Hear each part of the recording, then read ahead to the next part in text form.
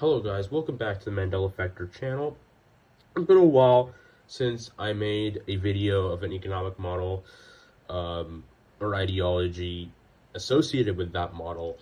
But I'm here to basically talk about an ideology that most people have at least heard of. It's communism. So this is a far-left ideology that states that the overthrow of capitalism is essentially inevitable because the people will rise up by any means necessary and create a dictatorship of the proletariat. So this ideology was pioneered by Karl Marx in the 19th century,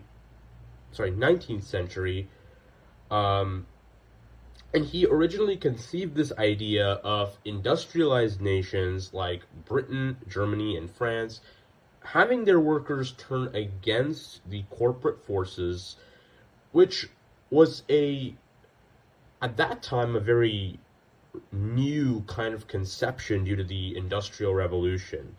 And he thought that they would seize control of the industry for the working class.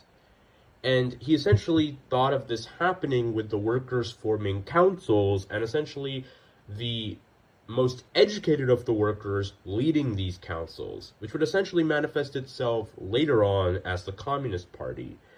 And the whole goal here would be to collectivize all the property and means of production. And Marx had this one concept in communism that no communist regime has ever been able to achieve throughout modern history, which is giving control or power of the means of production back to the people after the switch from capitalism to communism was complete. So essentially, these centralized parties or councils were only supposed to be a conduit for the people to ultimately run themselves. But the Russian Revolution at the end of World War I changed these perceptions as an agrarian autocracy that Marx didn't even consider a ground for building socialism fell to the Bolsheviks, primarily due to the Russian Empire being seen as a backward agrarian society that was not capable of modern industrialization.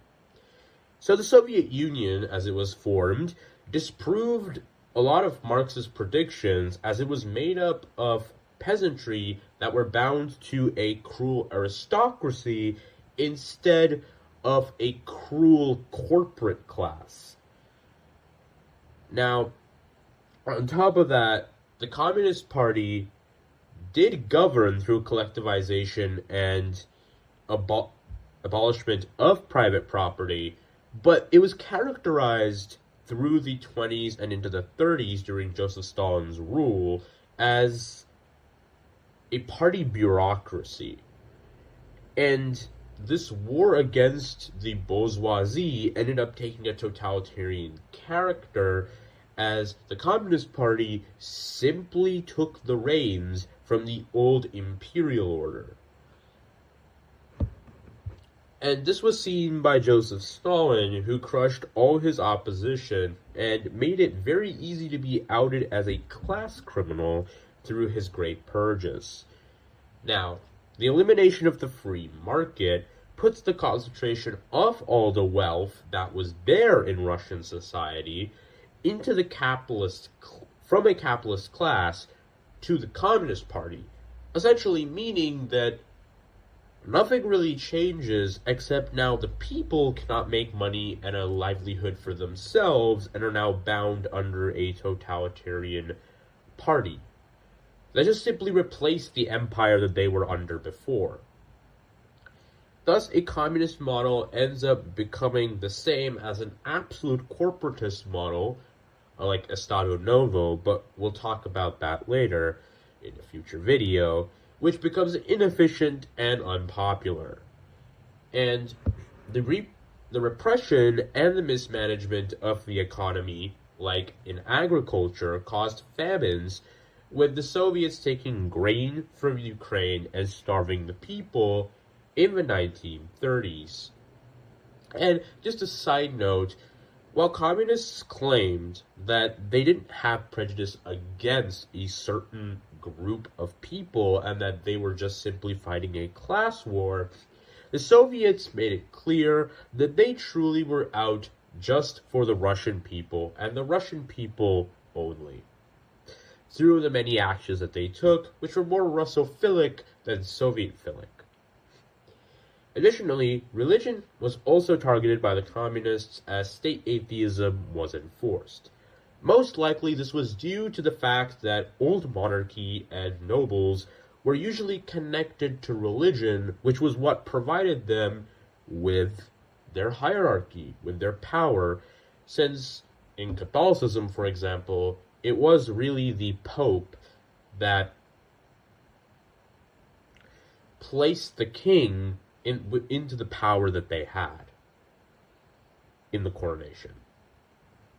Anywho, today though, the remaining communist states that have managed to exist since the fall of the Soviet Union in 1991 have gone state capitalistic, which I will cover in depth later, but just to summarize, it's essentially where there is a limited market and where companies can exist, but they're completely dominated by the Communist Party. Essentially, this means that the Communist Party conducts capitalism through proxy companies, seen by how the CCP, the Chinese Communist Party, controls businesses like TikTok today. So that's a summary of communism, and we will go into specific forms of communism later, but I hope this laid a groundwork for that. Thank you for listening.